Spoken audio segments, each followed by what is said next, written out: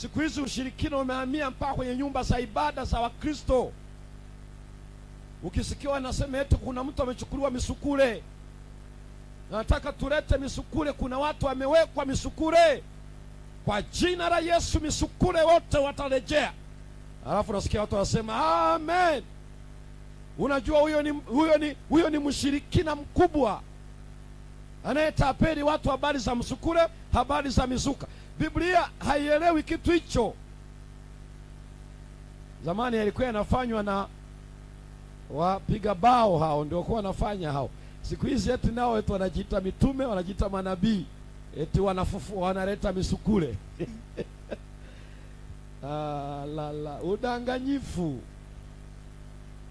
Yaani ibilisi hana uwezo wa kurudisha yeyote aliyekufa. Hana, tutakuja kuangalia huko baadaye. Hana